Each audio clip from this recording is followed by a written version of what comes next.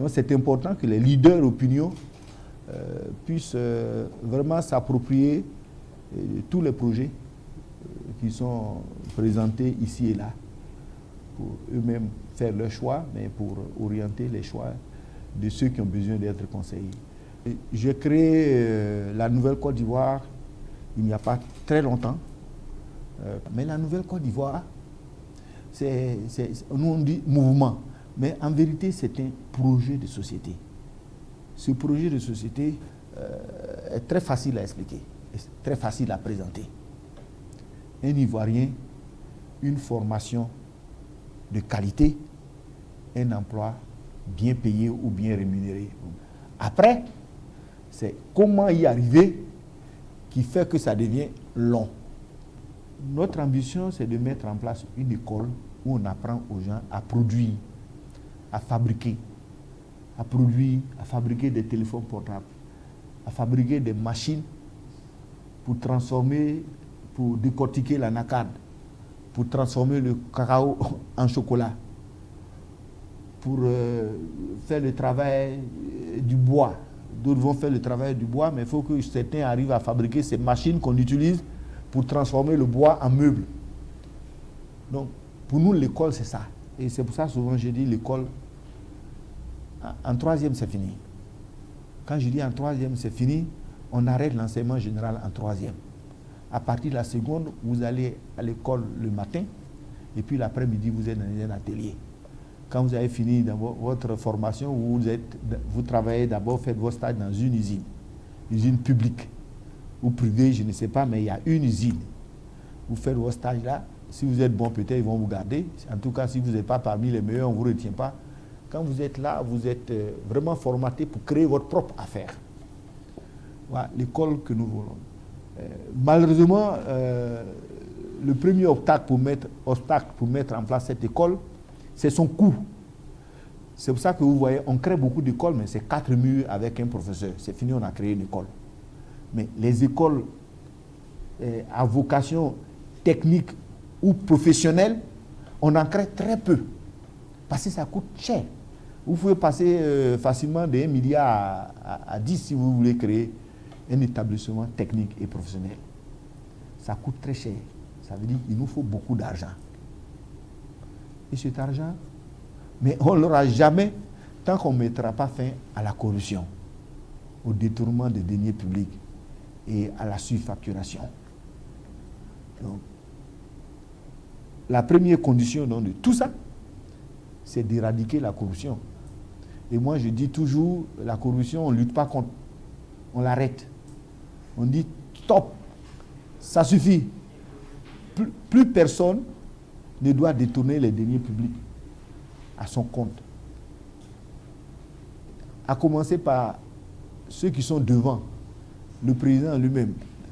Tant que vous qui êtes devant, vous ne donnez pas l'exemple, ça devient un discours creux.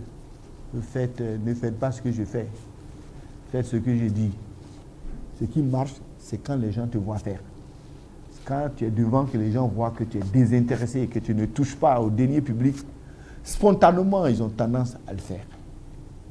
Après, il y a des outils. Il y a des outils pour prévenir la corruption. Il y a des outils. C'est-à-dire, si tu laisses des choses comme ça, à un moment donné, les gens se disent, si je ne prends pas, c'est que je suis idiot. Si je ne prends pas, quelqu'un d'autre prendra. Et ça, il y a un outil très puissant.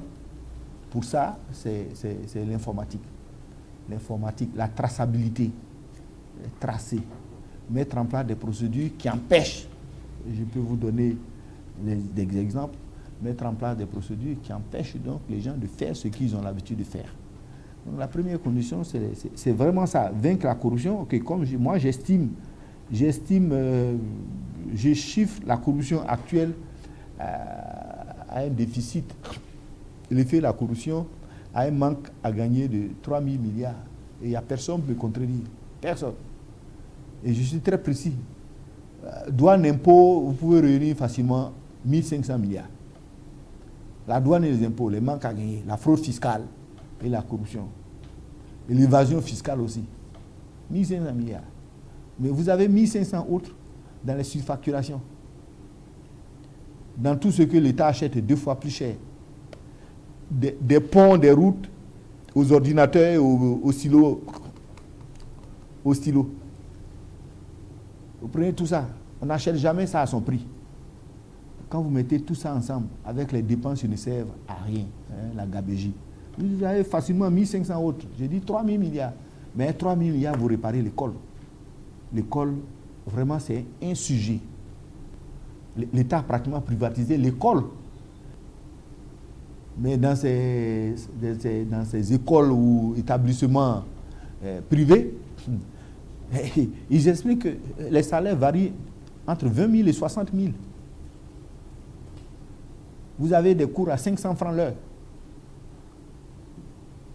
Et il y en a qui traînent des arriérés d'une année de salaire. Et ce sont ces gens qu'on envoie surveiller les examens. Donc ces gens, quand ils arrivent dans la salle, c'est qu'est-ce qu'ils vont faire avec ces élèves-là pour se faire un peu d'argent. C'est les surveillants, ceux qui doivent surveiller les examens, qui eux-mêmes sont à la base de la fraude, qui mettent en place les chaînes de fraude. Ils ont ça, ils se débrouillent pour se payer d'une manière ou d'une autre. Certains vendent des fascicules, certains se payent, comme ils disent, se payent en nature. C'est le grand bazar. Dans le public, les classes qui devaient recevoir 35 élèves, aujourd'hui ils sont à plus de 100. C'était 100, 130. Et comme les enseignants, le système a commencé depuis que les enseignants eux-mêmes, ils n'ont ni la vocation ni le niveau, mais ils ne se fatiguent pas, ils n'enseignent rien. Ils sont capables de faire 2 devoirs par semestre, comme ils disent, content d'un seul devoir. Mais l'école est arrêtée en réalité. L'école est arrêtée. Or, vous ne pouvez pas construire un pays si vous n'avez pas les ressources humaines. Si vous n'avez pas des ressources humaines de qualité. Vous demandez aux Coréens comment ils ont fait, ils vont vous dire que c'est les ressources humaines. Donc voilà brièvement ce pourquoi la nouvelle Côte d'Ivoire a été mise en place, c'est pour offrir aux Ivoiriens une alternative. Pour ne pas que les Ivoiriens soient obligés de choisir entre la peste et le choléra.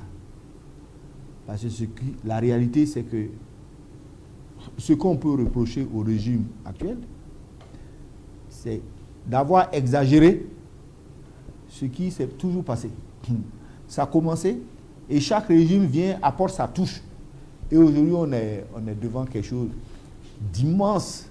Quand vous prenez l'école, ça a commencé il y a longtemps. On a arrêté les investissements à l'école.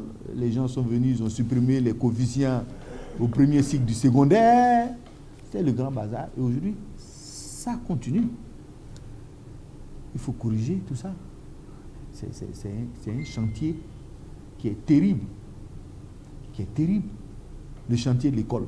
Il est énorme. Mais commençons par donner les diplômes à ceux qui le méritent. Commençons par donner le bac à ceux qui l'ont, pour ne choisir que cet exemple, à ceux qui l'ont effectivement. Ça ne va pas être facile. Je ne suis pas en train de vous dire que le travail là, il sera facile dans tous les domaines. Dans tous les domaines. Tout est à reprendre, tout est à améliorer. Mais si on a un bon projet, que les Ivoiriens nous donnent de la légitimité, parce que c'est ce qu'il faut pour changer les choses, il faut avoir de la légitimité. Ça y est, tu fais quelque chose, c'est difficile, c'est dur pour les gens, mais ils y adhèrent, parce qu'ils savent où tu vas.